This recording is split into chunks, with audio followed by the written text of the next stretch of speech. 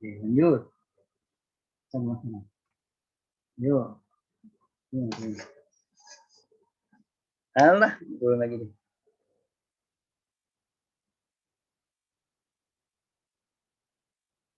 Ya, tadi udah bagus tuh, kena turun lagi deh. Waduh. Salah satunya jadi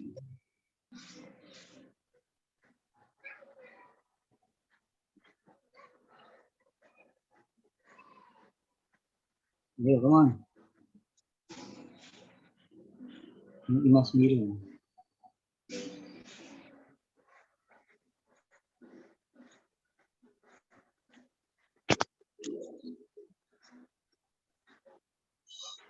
Wah, poinnya yang asik Yuk. Yuk, Bu. 59. Ih, poinnya asik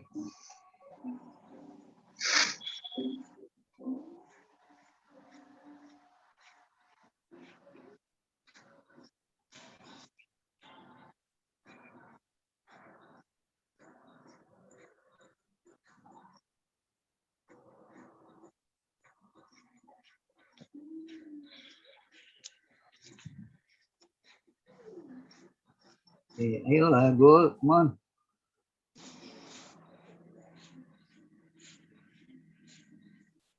Kalau Raging sih masih kedeketan ini.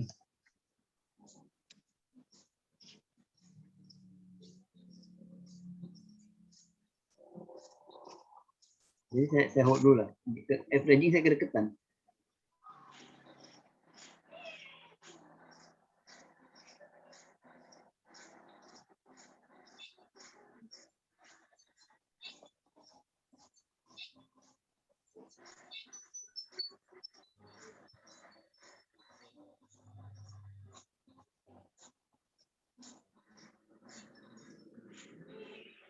Come on. Iyalah. Iya, ayo gol.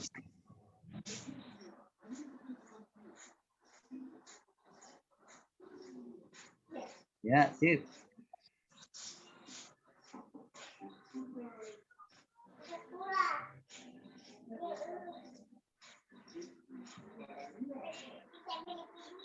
Itu ya.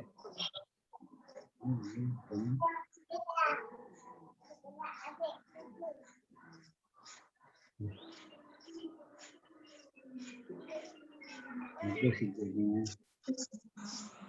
Ya, gol, come on. Penting apa tujuan awalnya kita kecilkan resiko. Pelan-pelan resiko kita naikkan terus. Kita kecilkan bukan dengan mendekatkan dia ke harga. Cuma agak serem nih.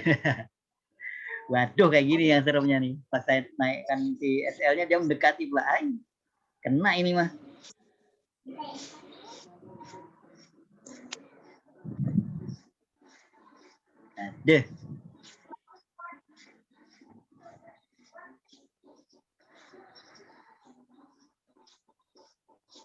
Aduh. Baru aja saya naikkan. Walah.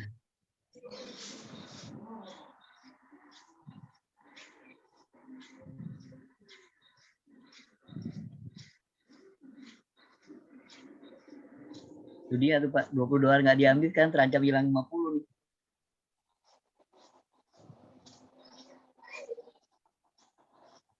Tapi saya nggak akan mundurkan dia ya.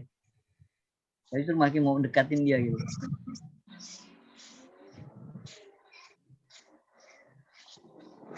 Kita walah. Nasdaqnya keren.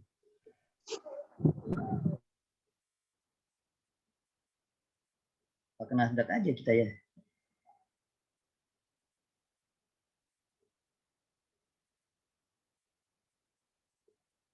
Nasdaq keren, pon keren, goldnya kok kalah ini. Aduh.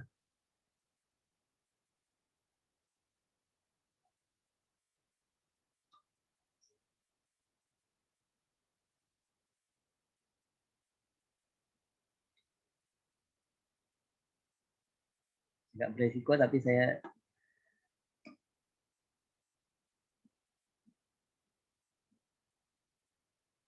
jadi secara net tuh kan secara akumulasi masih bisa dapat 50. Pedih, pedih. Ayo, come on. Terus. Ponnya yang kenceng ngalah.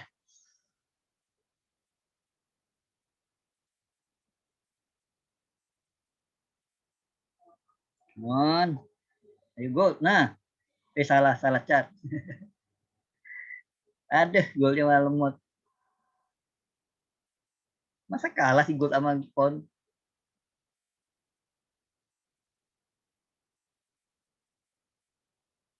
Euro juga mau breakout tuh ya. Nasdaq kenceng nih, wah.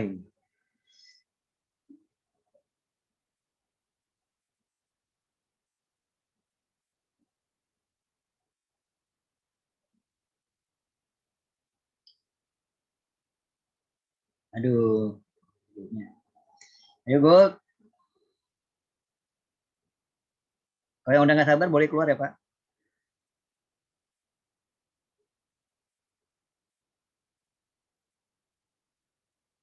Apa malah udah keluar dari tadi?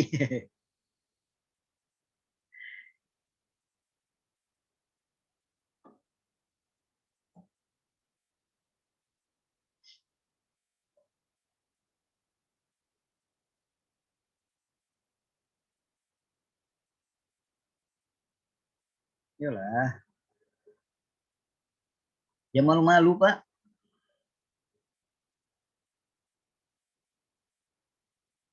Bisa.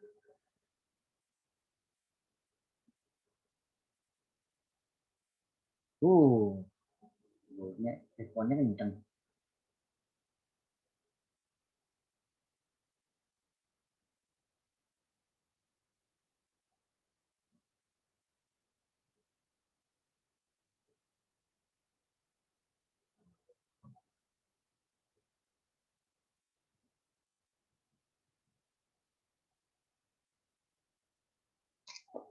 Ya, ayo go. Nah, gitu dong.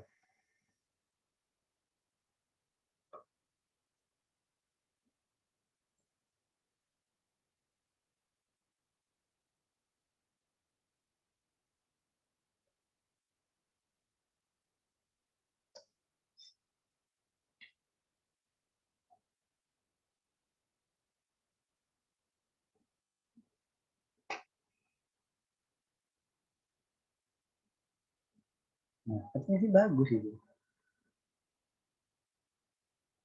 Iya, baru bilang bagus langsung begitu. Agak kurang kuat dia. Mungkin karena kita kebanyakan kali ya. Ya, alah.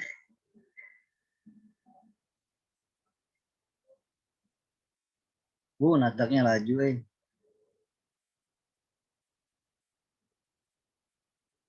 Ya, ini mah. Lagi-lagi saya udah deketin SL-nya nih. Aduh, malah kena SL begini mah. Ayolah, naik lagi.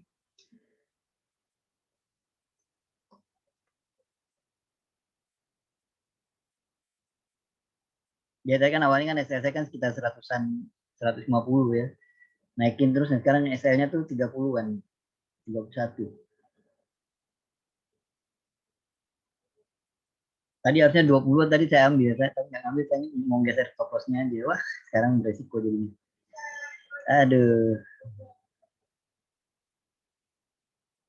Wah, Nasdaq-nya. Jadi data Amerika benar-benar bagus nih ya. Strong dollar harusnya ya, gitu. Kanada naik nggak ya? Enggak ya. Saya buat template-nya dulu biar agak pedes juga pakai ini. Ini dulu enggak.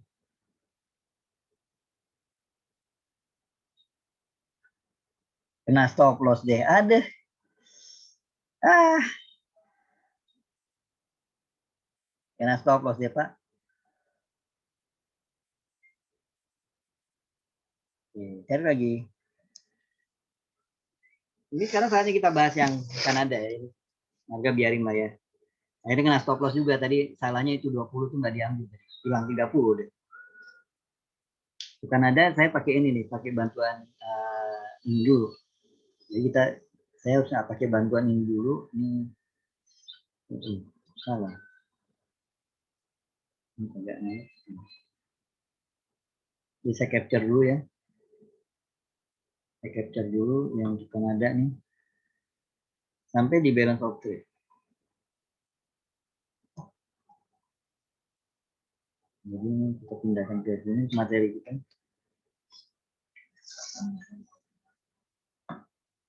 Tarik napas dulu.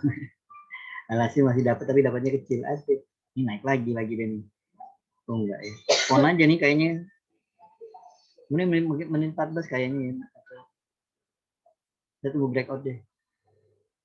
Ini agak serem mau masuk lagi, ngeri sedap pula mau masuknya. Tapi sebenarnya sih boleh aja ya kan, dari trend up kemudian dia koreksi ya. Dan koreksinya berakhir nih. Koreksinya selesai.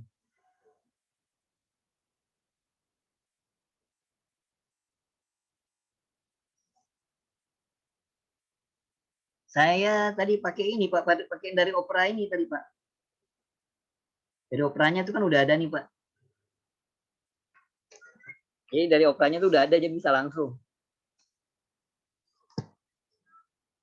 Nah, ini gamenya. Nah, pertama kali yang kita lihat adalah ini, kita taruh nah, situ Pak. Yang pertama kali kita lihat itu si balance of trade dulu. Kalau analisa yang itu tentang suku bunga saya selalu memulainya dari sini dulu. Dari si balance of trade.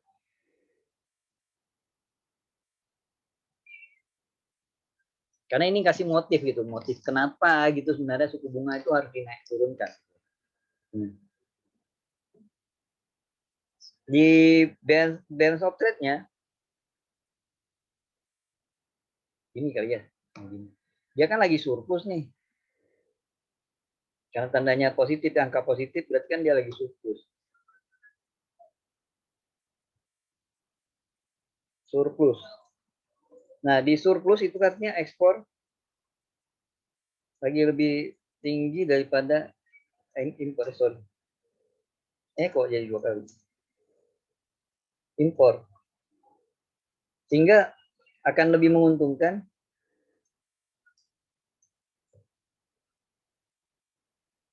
jika mata uang melemah. Satu hal lagi kita lihat, dia memang harus melemah ya mata uangnya. Kenapa? Karena pertama nih Kanada ya. Kanada itu kan top oil producer. Dengan sekarang harga minyak lagi di tinggi-tingginya ya, ada koreksi ya 1-2 hari ini ada agak turun ya, tapi masih kisaran 60 kan. Jadi harga itu masih tinggi ya, itu kan bagus, artinya dia yang sebagai top oil producer kan dia ekspor minyak gitu, ekspor minyak, maka akan lebih menguntungkan tuh buat dia saat sekarang itu Kanadanya jangan, USD Kanada jangan menguat tapi melemah. Nah, upaya populer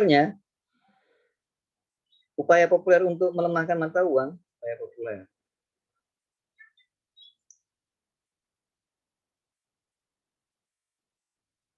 upaya populer itu untuk melemahkan mata uang dengan menggunakan suku bunga rendah atau merendahkan suku bunga atau dengan stimulus. Ini.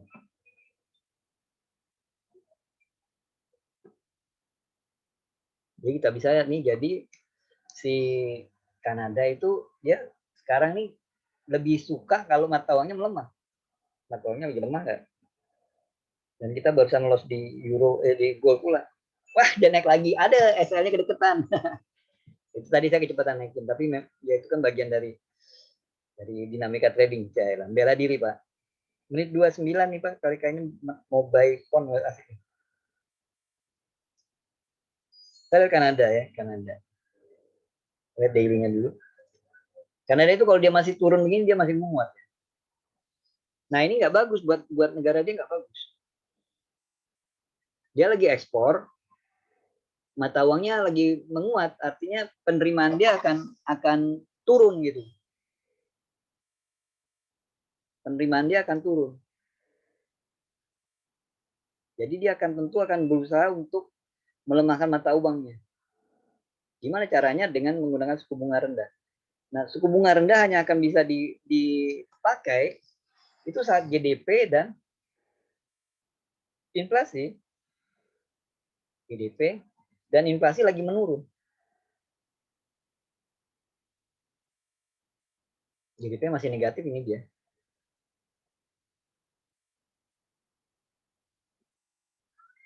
Growth rate, bukan annual growth. Growth rate.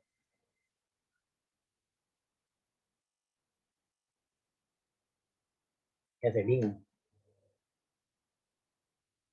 Nah,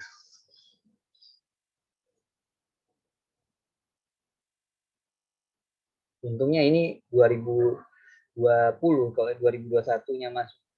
Ini masih 2021 nih. Masih 2020 ya. Dia masih resesi.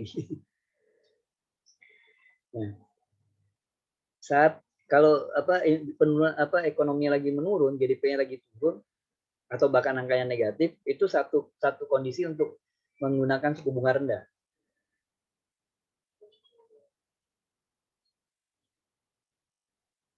Wadah, stop loss.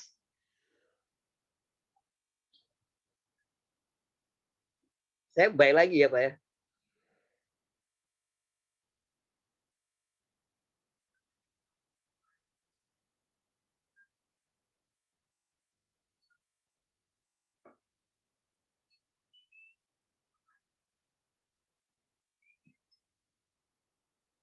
Menit 14 soalnya Pak. Dan 15 menit dia masih bullish. Terus dia bikin ini bouncing. Jadi saya masih mau nahan posisi buy. Wah lah ini asik ini. Menit 30 tapi berarti menit 29 saya nanti mau masuk ke pon. Tapi menit 29 nanti Pak. Wah ini euro breakout deh. Ya, tiap kali masuk dia begitu lagi. Nah, jadi kalau kemudian kita lihat si GDP-nya lagi menurun dia. Saya gabungkan dengan si inflasi. Kanada. Kita gabungkan dengan inflasinya. Ya, chartnya kita rubah dalam bentuk line.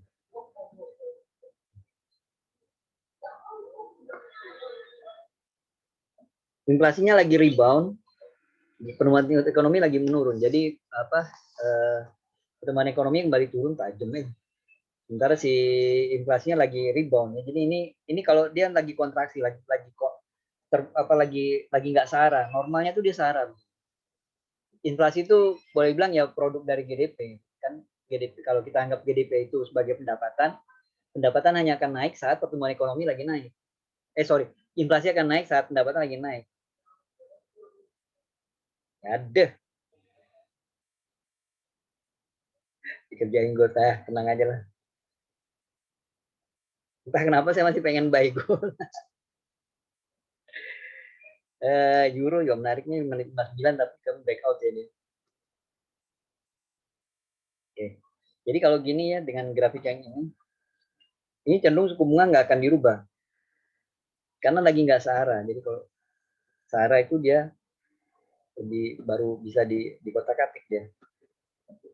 Ini mungkin ini harus kita geser di sini. Ini kan surplus.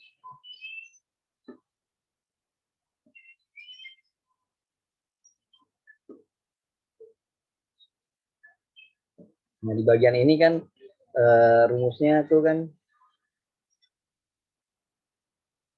suku bunga kan, suku bunga sama dengan GDP tambah inflasi. Jadi maksudnya ini suku bunga GDP dan inflasinya harus sejalan, baru suku bunganya mengikuti jalan dari GDP dan inflasi. Jadi saat GDP dan inflasinya naik, ya suku bunga naik. GDP dan inflasinya turun, suku bunga turun. kalau dia bertentangan seperti ini, ya GDP-nya mulai terlihat turun di akhir, sementara inflasi terlihat naik, ya, ini kontraksi, ini cenderung tidak akan ada perubahan suku bunga.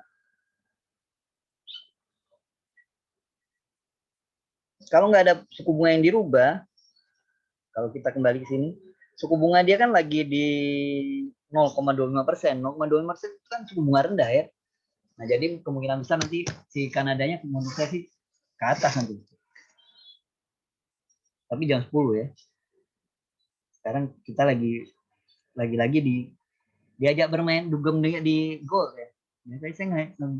Tadi saya kecepatan itunya mindahin stop loss.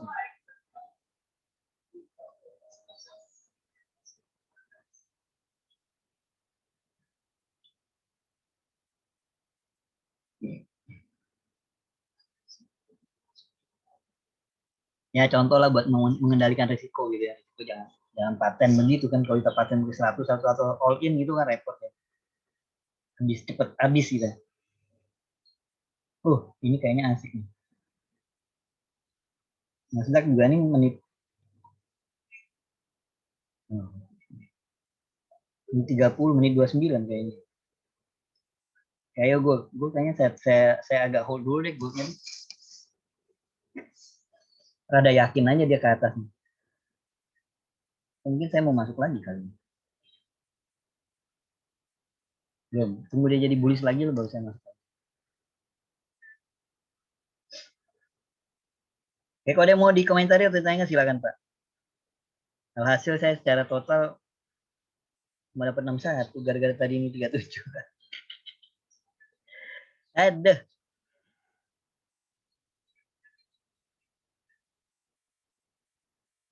Ya emang mau saya hold Pak. Enggak terlalu mau hold juga ya Pak ya. Profit sikat deh gitu. Karena kadang-kadang nge-hold itu kadang-kadang nggak asik. Cuma di posisi ini kayaknya menarik gitu mau nge-hold dia. Hampat iya kayaknya. Iya kayak cup handle. Tapi saya ngeliatnya bukan cup handle Pak. Bentar ya Pak ya, saya hapus ini garis ini. Tuh saya hapus ya posisi saya. Nggak lihat itu Pak. Saya gimana tadi pagi ini? Ini ya Pak. Hmm.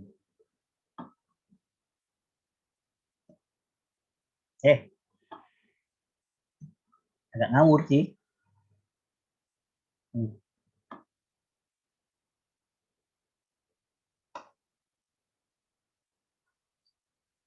Terus ini dia retest nih. Dia nge-retest ini kan. Jadi ini saya rasa sih yang tinggi dari ini pindah ke atas. Segini kan.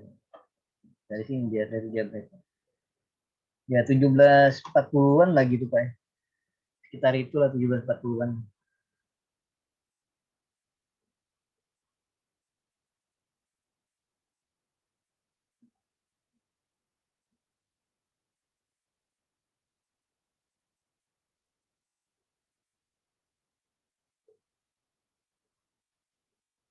Jadi kita hold dulu.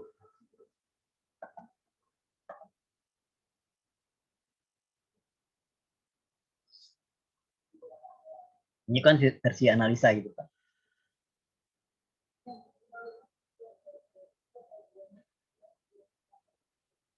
Wah, poinnya kenceng. Menit 29.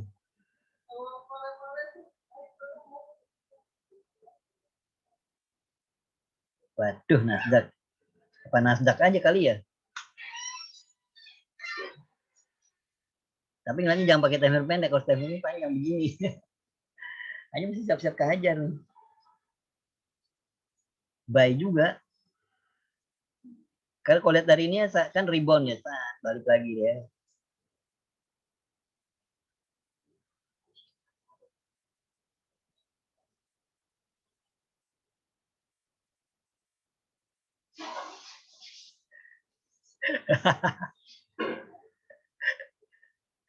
Ya itu tadi Pak, saya begitu saya geser SL-nya ngejar ke SL ya.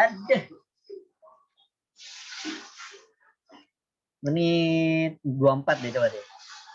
24 coba saya averaging deh, tapi jaraknya terlalu dekat. Aduh. Averaging terlalu dekat tuh ngeri itu. Yes. Pelan-pelan, Bung.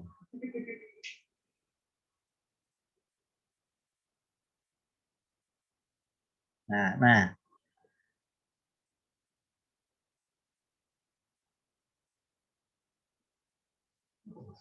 Gak serem.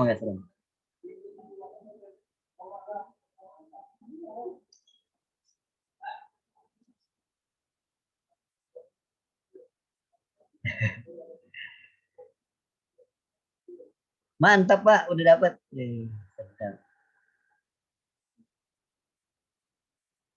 Ini kusut nih saya nih. Walah. Averaging ntar, Pak. Walah. Panjang dia.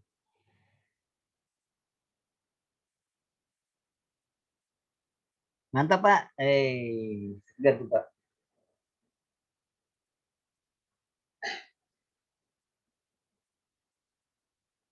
Ya, ternyata begini kan dia satunya ternyata begini.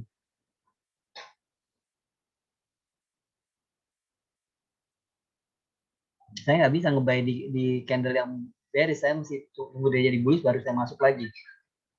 Jadi saya dulu.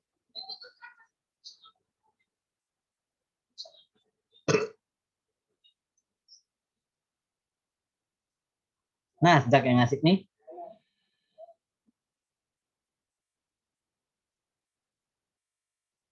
Nasdaq bentar lagi ya. Sinyalnya buy nih. Sinyalnya buy. Ya udah resiko saya 500-an deh nih.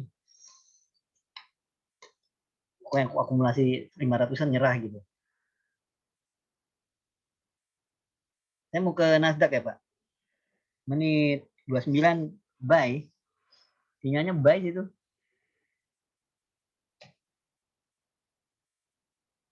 Kita pakai yang dulu teori kita ya. Ini kan 2130. Ini kita tandain. Nah, itu buahnya. Ada naik duluan. Jangan naik duluan dong.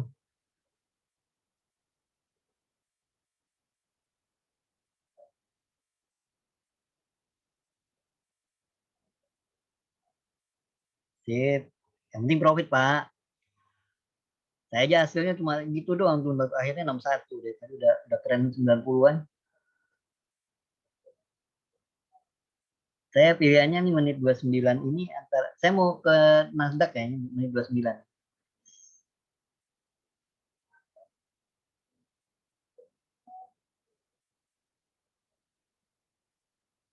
Dow Jones malah sell sinyalnya.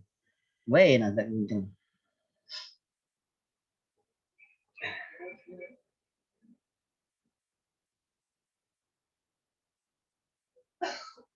Alah goldnya.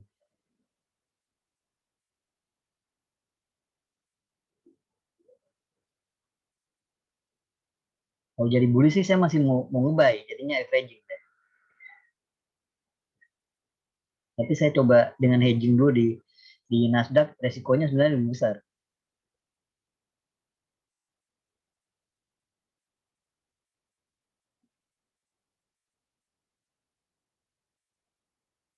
Ayolah, gue baik lagi.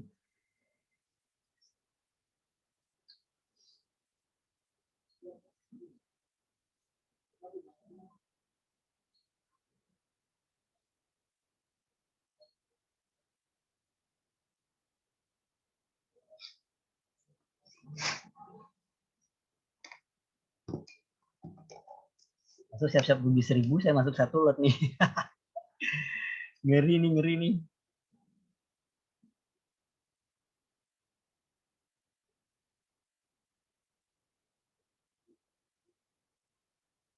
Saya pilihannya masuk ke Nasdaq, tapi saya jadi nggak pede karena dia ketinggian pula ini di time frame ini ya Pak ya. Karena kalau kita pindah ke time frame yang lebih panjang ini sih, ini double top loh, double bottom loh. Masih boleh ngebuy itu. Udahlah, bolehlah buy lah menit 29. Alternatifnya saya juga bisa satu lot di gold. Jadinya itu martingale. Risiko lebih naik, tapi saya batasi risiko saya 1.000 aja. Jadi kalau sampai akumulasi 1.000 kalau saya pakai strategi itu ya.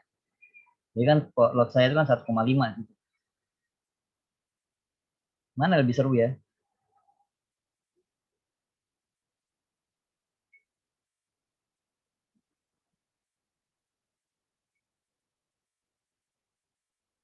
Aman di gold. Oke.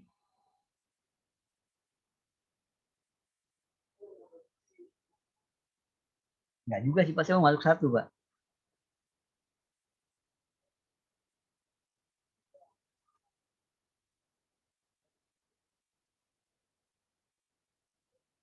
Oke, Pak. Saya juga lagi minimal pas saya masuk ke Nasdaq ya. Cuma Nasdaq kayaknya tuh tinggi gitu ya. Pakai trik ya mungkin aja masih benar, tapi ya serasa tinggi gitu, nggak pede jadinya.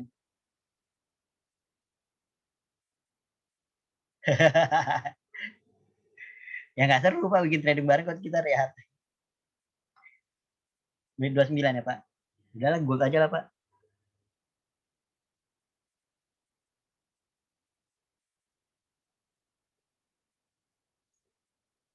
SL-nya basa-basi ini ya Pak. Saya hanya mau lihat akumulasinya aja nanti. Kalau akumulasinya buruk ya udahlah nyerah gitu.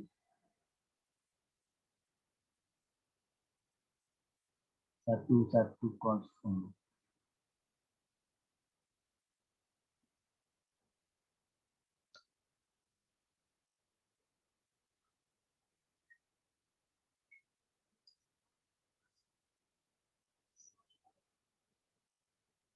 Ini martingale ya. Sebenarnya ini metode yang boleh bilang ya serem.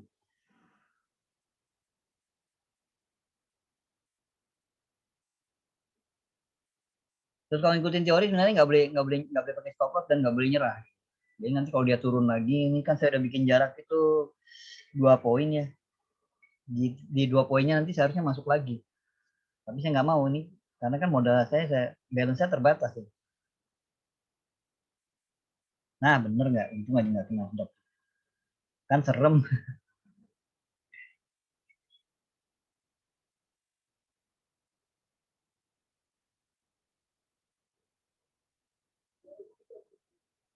Elah gue ini nggak perlu jauh-jauh kali ya. Ini rasanya saya cukup TP-nya di sini aja nih. Di sini.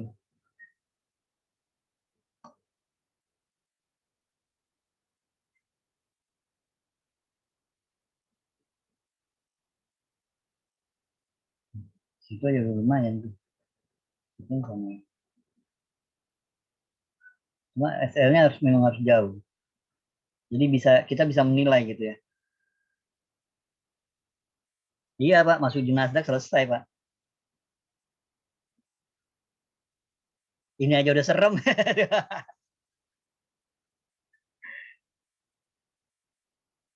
Nasdaq gitu.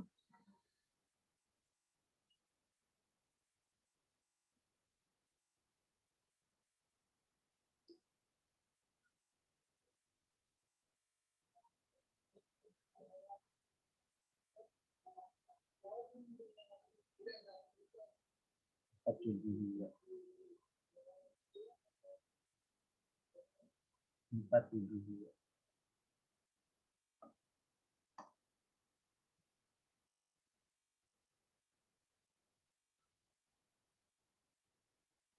Ya, soalnya tinggal menunggu.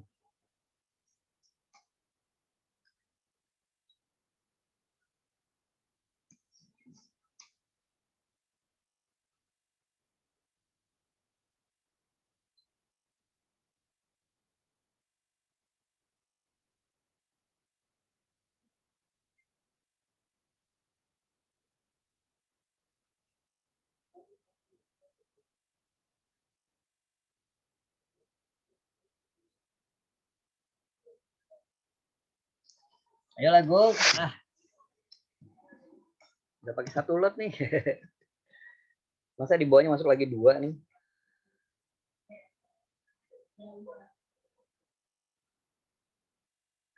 Kalau 2 tuh udah all in saya Pak.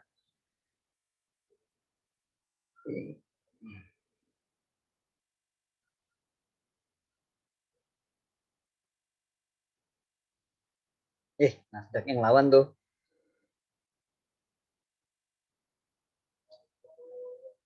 Ayolah.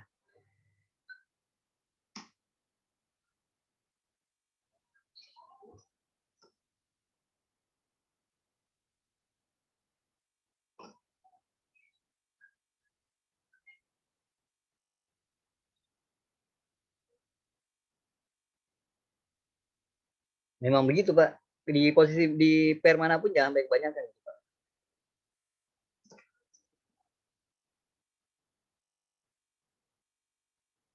Normalnya orang kan bilang gitu kalau ikutin teori gitu ya Pak, kalau memakai strategi kayak gini nih, membesar ya lotnya membesar ke bawah apa melawan arah dengan kemudian nggak melawan arah sih ini ya. Jadi pertamanya buy di 0,5 kemudian pas dia turun sampai lagi sell 1 udah turun lagi sell 2 itu kan mati tinggal ya.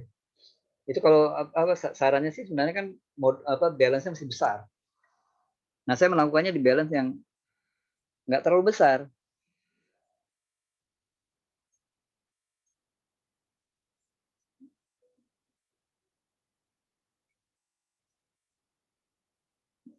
Ini bukan soal keyakinan juga, Pak.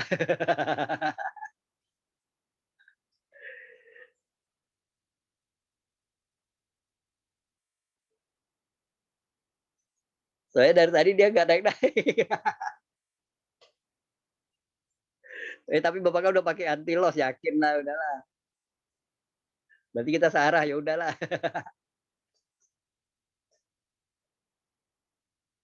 Aduh.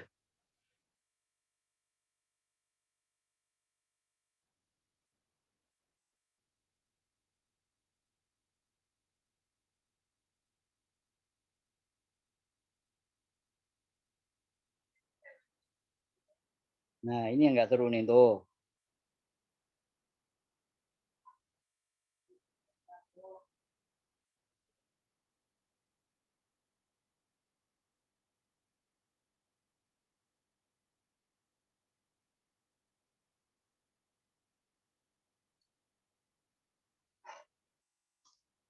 Hening, hening, hening. Jadi nggak ngantuk nih, Pak.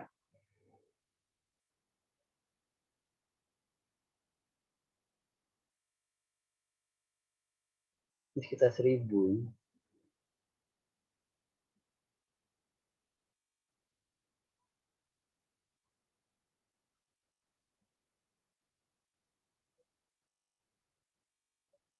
Oke lah, good.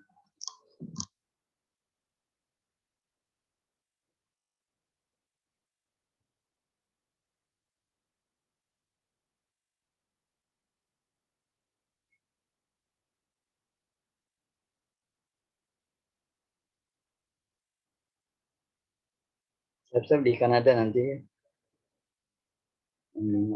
Jauh sih, 21. Berarti dia sinyalnya itu 2155 ya. Aduh, sigolnya.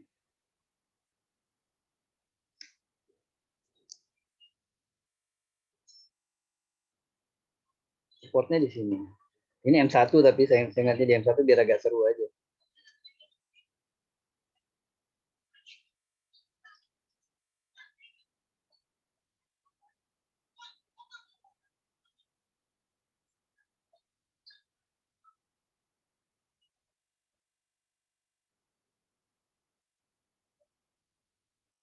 Tapi saya kok merah nggak ngantuk, Pak. Kok biru baru ngantuk itu.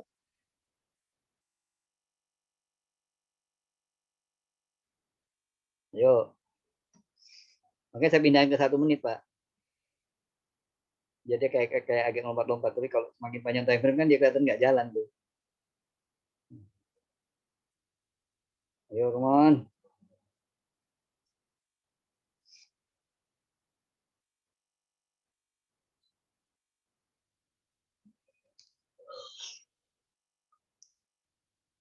Ya, come on.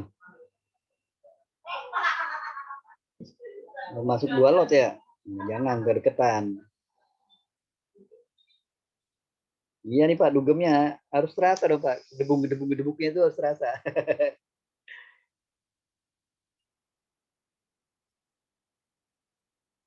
Resikonya 1.000 ini, seribuan nih, Pak.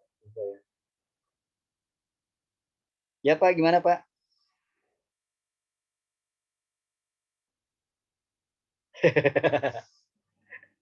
Jangan besok lah, Pak.